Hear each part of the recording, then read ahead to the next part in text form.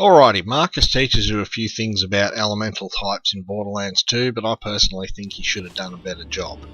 So what I'm going to do is I'm just going to take us down to the firing range and we're going to have a look at elemental damage.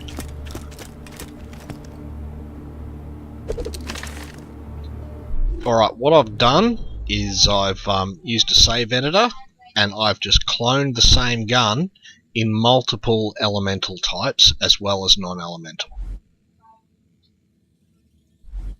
The first thing we'll do is look at the difference between an elemental and a non-elemental gun. Okay, as we see on the fire gun, the first difference is you've got a chance to burn and a burn damage listed, which the non-elemental doesn't have. The other difference is the non-elemental has a higher damage per hit. Now you've got to remember these are the same guns just cloned. Being non-elemental actually gives a gun a plus 20% damage bonus. On top of this, non-elemental damage is never resisted. You need to remember that this gives all your percentile modifiers a bigger base to work from.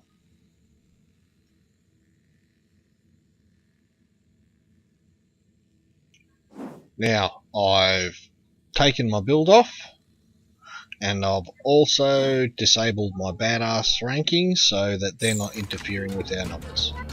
The first thing to look at is the non-elemental gun does its damage as it's listed on the card when there's nothing else interfering with it. It's also not random, does the same amount every time.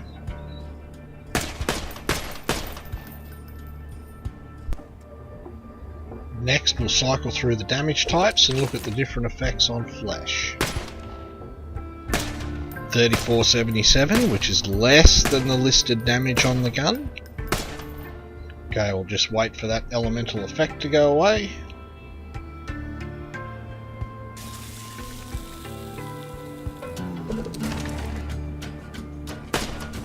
$57.95, which is the damage listed on the gun.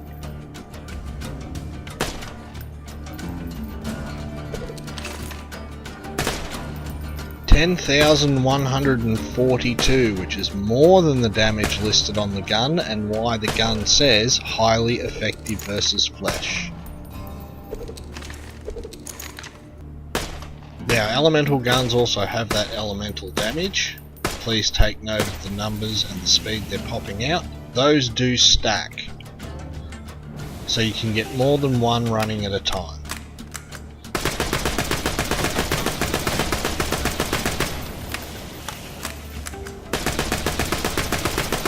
Now with rapid fire weapons you can actually build this up a fair way and keep them going for quite a while.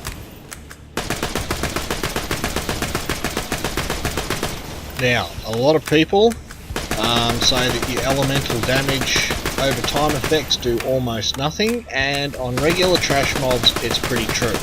But as soon as you come up against something like badass enemies, it can actually add up to a lot of damage over time and make them a lot easier to kill. It's never going to be a make or break, but it is worth considering. So when you're running around and killing stuff, you should remember it's not just a case of fire will do more damage on a flesh target.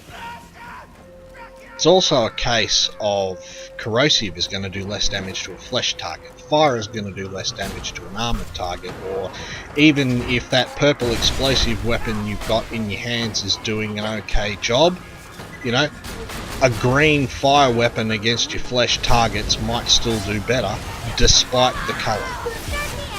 In playthrough 1 this isn't really a huge issue, but once you get to playthrough 2 it really starts to make a difference, and that's why a lot of people start having trouble.